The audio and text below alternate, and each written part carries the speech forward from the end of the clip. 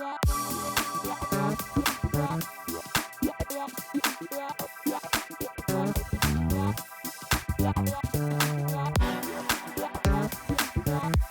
talk about the game that kicked off at noon today. The previously mentioned Ohio State, Wisconsin. And yeah, my boy Gus Johnson, another beauty. I love it. I'm always sad when it comes to March Madness, the only thing that's sad about me is Gus Johnson can't do the games anymore because he's on Fox now, which is why he's doing the college football games. But yeah, that dude in a close fucking basketball game, there's nothing better. I think he's more excited than a fan than the players. But halftime it was 10-0 Ohio State, and kicked off second half. Ohio State gets the ball, goes 3 and out, actually loses yardage. They have a partially blocked punt, and Wisconsin answers 10-7. I'm like, all right, cool. This is a fucking game. Ended up being 38-7. And I'm pretty sure that the Buckeyes were kind of tired of Turbo and 2Ks pumping up our boy JT. Yeah. And they're like, you know what, bro? We have a running back, too. Yeah. We got a running back, and he's pretty fucking good. And he is. And if you don't know what we're talking about, it's JT Dobbins. Mm-hmm. I think I saw he went for like $150 and two touchdowns, and caught it like 4 or 5 balls out of the backfield. Mm-hmm. The kid just balled out. So you have, and it wasn't Justin Fields' greatest day. It was rainy. It was kind of nasty. But yeah, Dobbins is like, bro, I got this. And the Ohio State offensive line just demolished the defensive line for Wisconsin. And on the flip side, the Ohio State defense, Chase Young is a fucking savage. Mm-hmm. Savage. I want to say that not him, but the team had like 6 sacks, 2 forced fumbles, and it was just crazy. Yeah. It was just crazy. So it started out kind of slow, but then Ohio State does what Ohio State does, and they're like, you know what? Watch this. Yeah. Pushes a button, and it's a fucking video game at that point. And the one positive, as I remember when you and I were talking about this last week, we were talking about the Wisconsin quarterback making throws. The touchdown pass that he threw, I don't think you could have dropped it in a bucket. I mean, he put it right between 2 defenders, over the top of one, in front of another. Wow. Wow. So it's not like he can't make the throws. But yeah, they pretty much bottled up our boy, and that could be kind of his exit from the Heisman talk, which is kind of sad. Well, yeah, I got to be honest, I didn't even watch one play of this game, and I was super hyped last week when we were talking about this. I actually picked Wisconsin to win this game, and then we leave after recording, and Wisconsin gets beat by Illinois, and after that, I'm just like, this is stupid. What the fuck just happened? Like, I don't need any help sounding more like a jackass on this goddamn show. And I talk Wisconsin all up, and I say that they're going to go into Columbus and they're going to beat Ohio State. And then a couple hours later, they lose to Illinois. Yeah. And so obviously I'm like, yeah, after the Illinois game, and kudos to Illinois. I mean, huge win for Lovey. Huge win for Illinois as a whole. Huge shout out to Lovey's beard. Yes, that beard game is strong. Flawless beard. Oh, flawless. God. Every dude that's rocking a beard should be jealous of that motherfucker. Yes. That should be in the Beard Hall of Fame, if there is one. If not, let's start one and put Lovey in there. Yeah, absolutely. But so after the Wisconsin losing to Illinois last week, though, going into this week, I was just like, well, one, I wish I could take that pick back because that's not happening. And seeing them get beat 38-7 tonight, it doesn't shock me at all. But at the same time, I'm asking, what the hell happened to Wisconsin? I mean, first 6 weeks, 7 weeks of the season, and they were just, I mean, with ease, with exception of the Northwestern game. Right. But I mean, they beat the hell out of Michigan. They beat the hell out of Michigan State, and I get it. Those two teams are not at the level of Ohio State or anything like that. But It is the big game at 7:30 at the Big House. And for those of you that have tickets, kudos to you, but I would not pay to go sit in the fucking rain with 110,000 crazy people who are also wet. No. I would much rather watch it in the comfort of my home. yes. Call me a fair weather fan, but you know what? I don't give a fuck. I do not give a fuck. Michigan prides themselves on being the biggest stadium in the country and holding and holding more people than anybody, but sometimes 112, 113,000 people is just too many fucking people in one spot, Especially in a small spot like you that. you try to go take a piss and you might as well bank on standing down there for 15, 20 minutes before you can even get in there. So what you're saying is you should strap on some Depends Yeah. because you know your ass is tailgating. Well, yeah, if you throw on a good tailgate and get yourself going a little bit first thing in the morning, I spend 3/4 of the game going back and forth to the damn bathroom. Yep. But my official prediction right here, right now. Oh, you know what? Let's wait on predictions. Let's chat a little bit about the weather. Yeah. We kind of touched on it. I don't want to jump around too much, but it's going to be rainy. It's going to be windy. Right now, it's rainy and windy here in Marcellus, Michigan. So I'm assuming the weather is going to be very similar to what we're experiencing right now. And on College Football Live's podcast, they brought up the fact that if it is a rainy, nasty, windy game, who do you give the nod to? And they were both talking about, and they brought up very valid points. The first being they compared the quarterbacks. And they kind of gave the nod to Ian Book because he doesn't turn the ball over. He's thrown 2 interceptions all year. And just the Notre Dame's overall passing game is a little bit ahead of what Michigan's is. And they also brought up, which I didn't even think about it, hanging onto the ball. Hanging onto the ball when it's wet and nasty. Ball security is key. Ball security is key. And this season has not been the best season for Michigan State's ball control. No. But I kind of went a different route with it. If it's going to be a ground and pound game, I'm going to take my Irish's offensive line and stable of running backs over Michigan's because after, what was his name, Chardonnay? I couldn't name another Michigan running back. And, especially there's a couple, when Tony Jones, he's had back-to-back over 100-yard performances. So if you're looking at it that way, I got to give the nod to the Irish. Yeah. I really do. Yeah. Both teams' defenses are probably playing the best that they've played all year. So I think the defense kind of washes the other out. So when you're looking at that, you have to go to the offense. And unless you are a diehard Michigan fan that really can't see past the maize and blue, I couldn't see a reason why you would take Michigan's offense over Notre Dame's. The only thing that Michigan has is a better receiving core. But Shea hasn't gotten the ball to him that often. And so that's where I'm giving my nod to. And you know me, I love my Irish. I'm wearing an Irish shirt right now. I picked them to lose against Georgia. I got a lot of flack for that. But you know what? Georgia was a better team, especially that day. And Georgia was the home team that night too. Well, and even when Georgia was at Notre Dame, it was a fucking Georgia home game. Yeah, absolutely. No, I mean, to me, you hit the nail on the head when you talk about when you see this game. This game just when I think of what the weather's going to be like tonight, the first thing that pops in my head is 2 years ago, Michigan State beats Michigan, and it's just pouring down rain the entire game. And what's Michigan doing that game? I think they turned the ball over 6 times.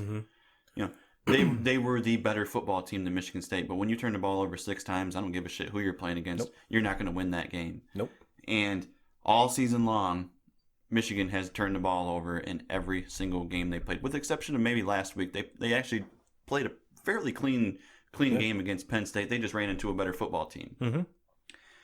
I think, Even though there's a lot of Michigan fans that are blaming the refs on that one. yeah, and then that has nothing to fucking do with it. Thank you. But as far as tonight goes, it's gonna be the rain, the wind. You're not gonna be able to throw the ball downfield. It's gonna turn into who can run the ball better and who can take care of the football. And Notre Dame has proven that this year they can take care of the football. Michigan has not proved to anybody that they can. And I'm a Michigan fan, and trust me, with my heart, I want Michigan to win more than anything tonight. And if Michigan can win tonight, I'm not going to say I'm going to forget about the Wisconsin game and I'm going to forget about the Penn State game, but it's a step in the right direction because we haven't been able to win, the big game, the rivalry games. And if Michigan can do that tonight, I'm all for it. Mm-hmm. But my brain's telling me that, yeah, I'm a diehard Michigan fan and I want to see them win so bad, but my brain is telling me that the right pick to do is go with Notre Dame. That's the safe bet, is to go Notre Dame. I think Notre Dame at this point is the better football team. I think the only thing that Michigan has going for them is that they're the home team, and they're normally pretty good on the home field, but I just don't see them being able to win it tonight. My final score, 24-10, Notre Dame.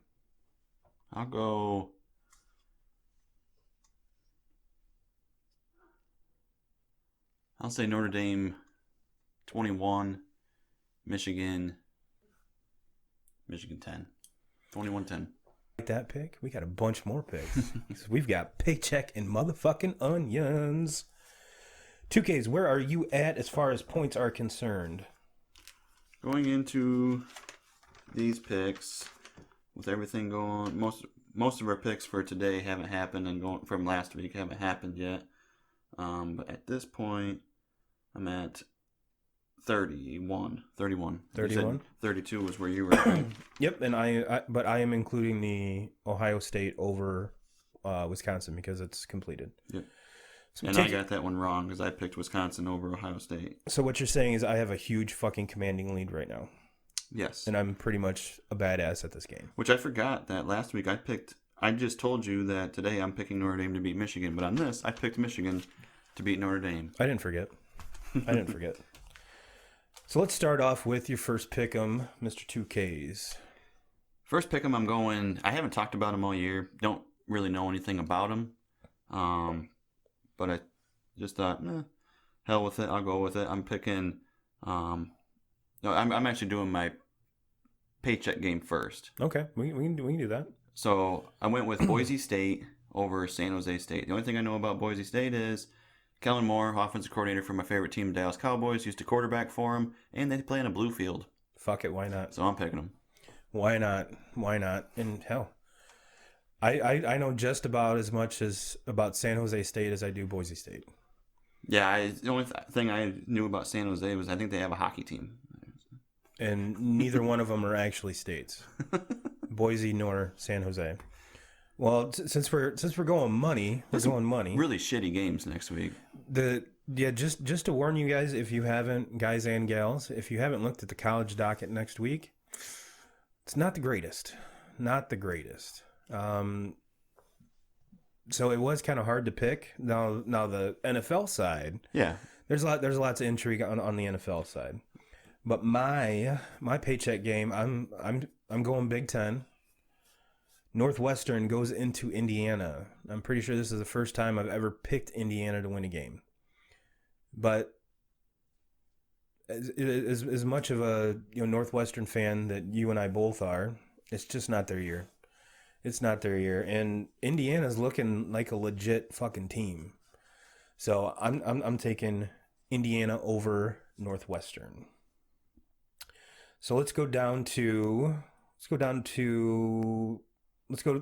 pick 'em games.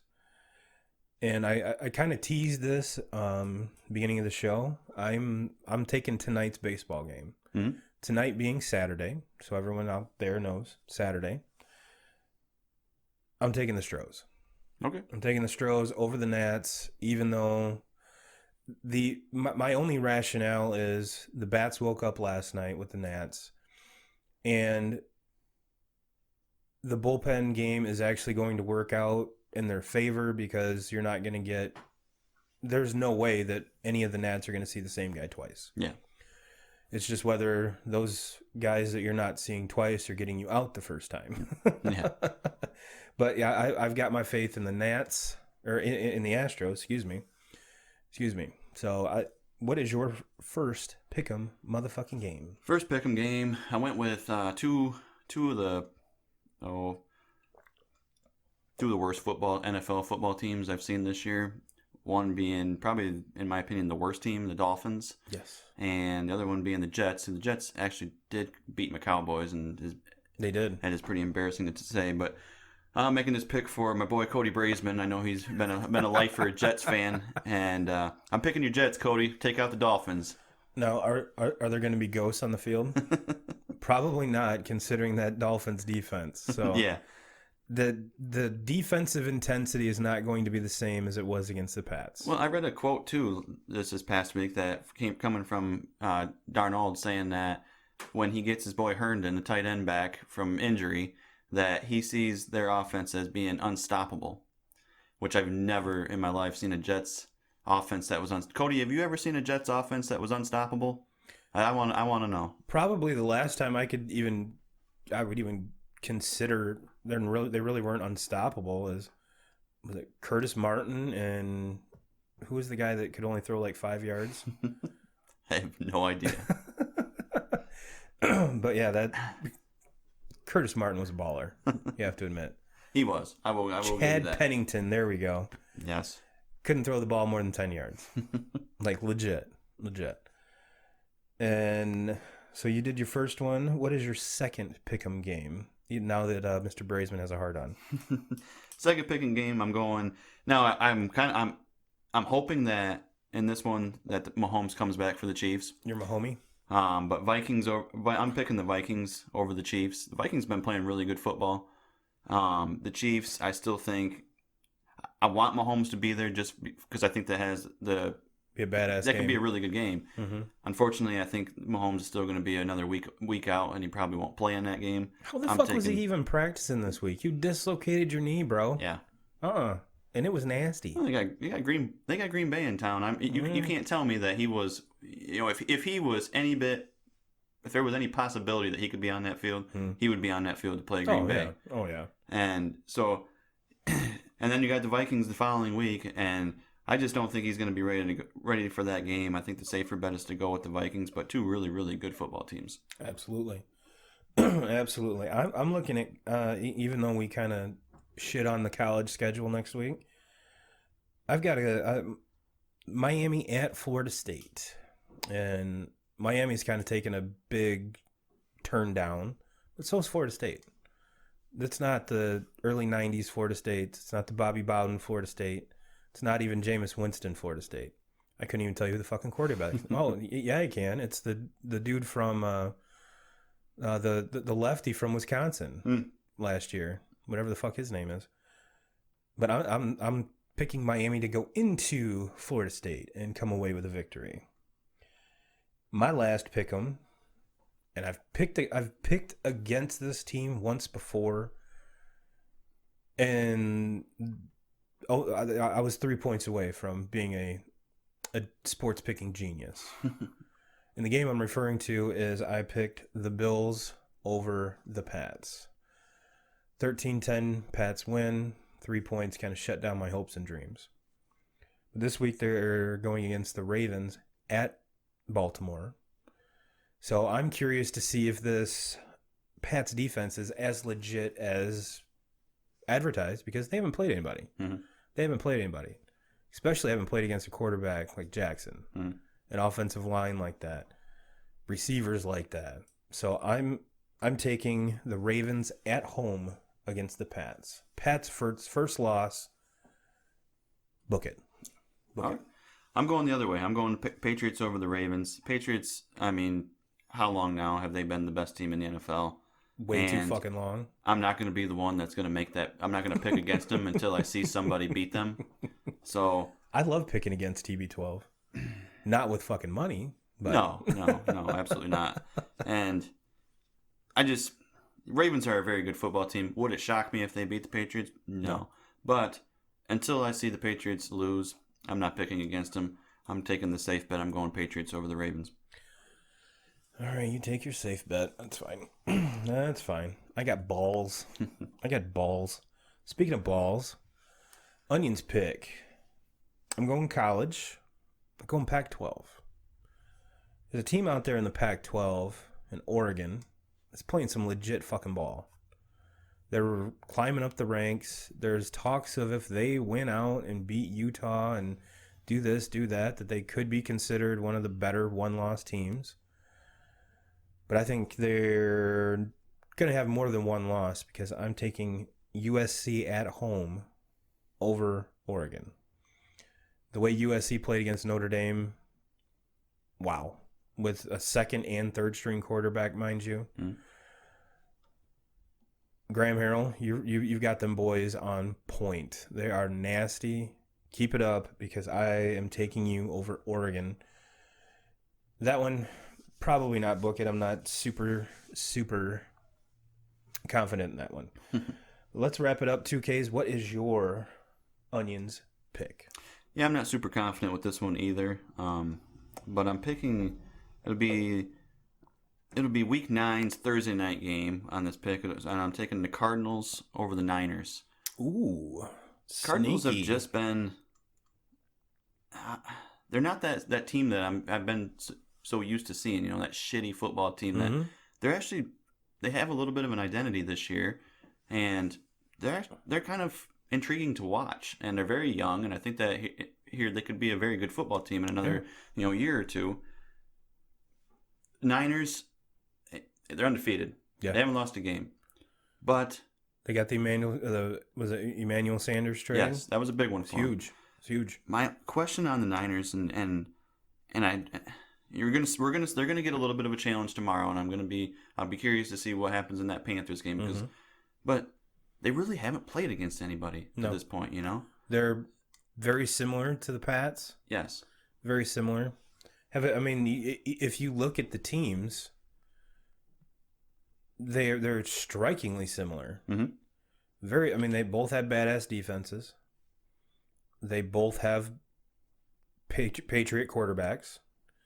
The only thing that kind of separates the Pats from the Niners is that, well, no, both of them have a stable of running backs that can do almost anything. They're like Swiss Army knives. Mm-hmm. You need one here, fine. You need this, need to do this here. Need to do this here. And granted, the Pats went out and traded for Mohamed Sanu. Is that correct? Yeah, that was a big pickup for them too. That was a big pickup. Because Josh Gordon is pretty much done for the year. Mm-hmm. So they needed to fill a hole. And besides Edelman, I couldn't name you another Pats receiver. I know that there's a rookie that Brady seems to be throwing to a lot more. Mm-hmm. So bringing in a little bit of extra help is not a big deal. And it's kind of the same way in San Francisco. Mm-hmm. When we did the breakdown for Dustin, I had to look up, besides George Kittle, who they actually throw the ball to. Yeah. So when you get someone like that, especially with Sanders' speed, it's a great pickup and it's going to make him a lot stronger. Yeah.